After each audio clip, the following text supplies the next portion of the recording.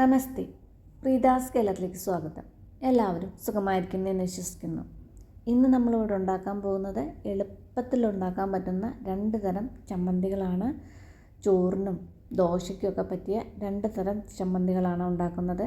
അപ്പോൾ വീഡിയോ എല്ലാവരും സ്കിപ്പ് ചെയ്യാതെ മുഴുവനായിട്ട് കാണുമെന്ന് വിചാരിക്കുന്നു. വീഡിയോ ഇഷ്ടമായിട്ടുണ്ടെങ്കിൽ ഒന്ന് ലൈക്ക് ചെയ്യാനും മറ്റുള്ളവർക്കൊക്കെ ഷെയർ ചെയ്ത് കൊടുക്കാനും മറക്കില്ലല്ലോ.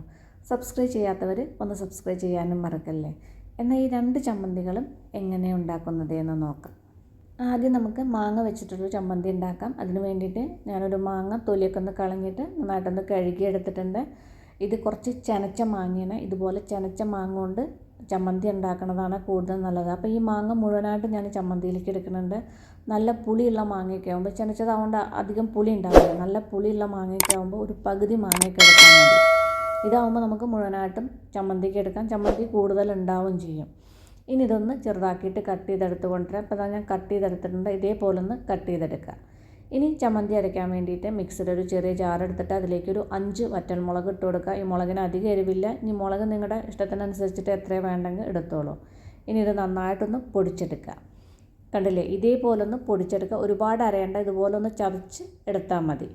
ഇനി ഇതിലേക്ക് നമ്മൾ നേരത്തെ കട്ട് ചെയ്ത് വെച്ച മാങ്ങയുടെ കഷ്ണങ്ങളുണ്ടല്ലോ, ആ മാങ്ങയുടെ കഷ്ണങ്ങൾ ഇതിലേക്ക് ഇട്ട് കൊടുക്കുക. പിന്നെ കുറച്ച് ചെറിയ ഉള്ളി തൊലിയൊക്കെ ഒന്ന് കളഞ്ഞ് നന്നായിട്ടൊന്ന് കഴുകി എടുത്തിട്ടുണ്ട്. ഈ ചെറിയ ഉള്ളി ഇതിലേക്ക് ഇട്ട് കൊടുക്കുക. ചെറിയ ഉള്ളി തന്നെ ഇടാൻ നോക്കുക, കാരണം സവാള ഇടുമ്പോൾ ചെറിയ ഉള്ളി ഇടുന്ന അത്ര ടേസ്റ്റ് കിട്ടില്ല.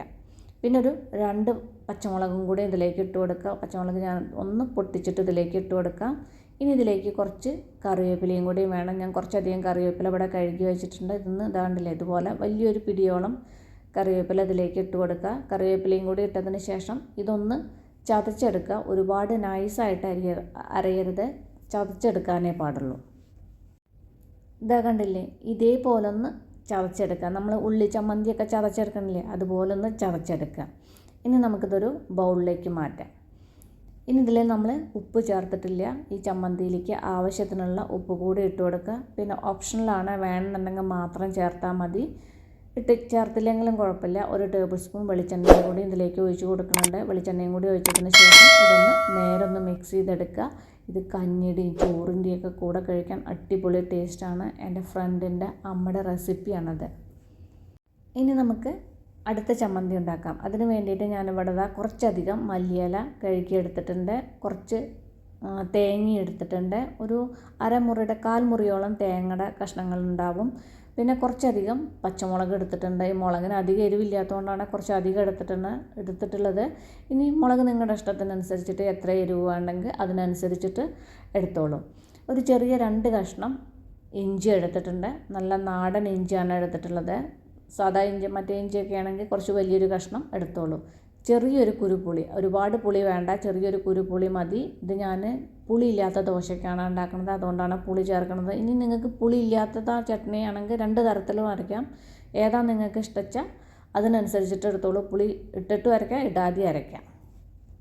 ഇനി ചമ്മന്തി അരച്ചെടുക്കാൻ വേണ്ടിയിട്ട് മിക്സറിൽ ചെറിയ ജാർ എടുത്തിട്ട് അതിലേക്ക് ഞാൻ കുറച്ച് പൊട്ടുകടല ഇട്ട് കൊടുക്കുന്നുണ്ട്. ഒരു 2 ടേബിൾ സ്പൂണോളം പൊട്ടുകടല ഉണ്ടാവും. ഇനി ഇത് നന്നായിട്ടൊന്ന് പൊടിച്ചെടുക്കുക.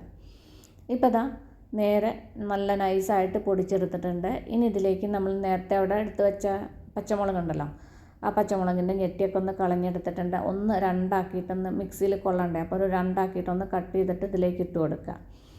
പിന്നെ നമ്മൾ നേരത്തെ അവിടെ എടുത്ത് വെച്ച ഇഞ്ചി ഉണ്ടല്ലോ, ആ ഇഞ്ചി ഒന്ന് ചെറുതാക്കിയിട്ട് ഇതുപോലെ ഒന്ന് കട്ട് ചെയ്തിട്ട് കൊടുക്കുക. ആ തേങ്ങയുടെ കഷ്ണങ്ങൾ ഞാൻ ചിരവിയ തേങ്ങയല്ല, അപ്പോൾ കഷ്ണങ്ങളല്ല, അപ്പോൾ അതും ഒന്ന് ചെറുതാക്കിയിട്ട് കട്ട് ചെയ്തിട്ടുണ്ട്. തേങ്ങയുടെ കഷ്ണങ്ങളും ഇതിലേക്ക് ഇട്ട് കൊടുക്കുക. പിന്നെ ആ പുളിയും പിന്നെ മല്ലിയില ഉണ്ടല്ലോ, ആ മല്ലിയിലയും ഇതിലേക്ക് ഇട്ട് കൊടുക്കുക. പിന്നെ കുറച്ച് വെള്ളം ഒഴിച്ചിട്ട് ഇത് നന്നായിട്ടൊന്ന് അരച്ചെടുക്കുക.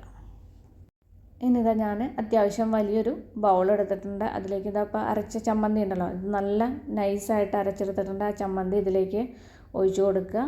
പിന്നെ ഈ മിക്സർ ജാറിൽ കുറച്ച് വെള്ളമാക്കിയിട്ട് ഒഴിച്ചു കൊടുക്കുക. ഒരുപാട് വെള്ളം വേണ്ട, കുറച്ച് വെള്ളം മതി. ചമ്മന്തിയിലേക്ക് ആവശ്യത്തിനുള്ള ഉപ്പ് കൂടി ഇട്ടിട്ട് നേരെ ഒന്ന് മിക്സ് ചെയ്തെടുക്കുക. ഇപ്പോൾ ഉപ്പൊക്കെ ഇട്ട് നേരെ മിക്സ് ചെയ്ത് കഴിഞ്ഞിട്ടില്ലേ, ഇനി നമുക്കിതിലേക്കൊന്ന് താളിച്ചൊഴിക്കാം. ഒഴിക്കാതെയും നമുക്ക് ചമ്മന്തി ഉണ്ടാക്കാം. ഞാൻ ഇതിലേക്കൊന്ന് താളിച്ചൊഴിക്കുന്നുണ്ട്. വീഡിയോ ലെങ്തി ആവണ്ടെന്ന് കരുതിയിട്ടാണ്. കുറച്ച് വെളിച്ചെണ്ണയിൽ കടുകും മുളകും കറിവേപ്പിലയൊക്കെ ഒന്ന് പൊട്ടിച്ചെടുത്തിട്ടുണ്ട്. അത് നമുക്കിതിലേക്ക് ചട്നിയിലേക്ക് ഒഴിച്ചിട്ട് ഒന്ന് നേരെ ഒന്ന് മിക്സ് ചെയ്തെടുക്കുക. ദോശയുടെയും വടയുടെയും എല്ലാറ്റിൻ്റെയും കൂടെ പോകുന്ന ഒരു അടിപൊളി ചട്നിയാണ്. എല്ലാവരും ഒന്ന് ട്രൈ ചെയ്ത് നോക്കൂ. 2 ചട്നികളും എല്ലാവരും ട്രൈ ചെയ്ത് നോക്കൂ. ട്രൈ ചെയ്ത് നോക്കിയിട്ട് ഫീഡ്ബാക്കൊക്കെ എന്നെ അറിയിക്കാൻ മറക്കല്ലേ. അപ്പം നമുക്കിനി അടിപൊളി പുതിയ റെസിപ്പിയുമായി കാണാം. നന്ദി, നമസ്കാരം.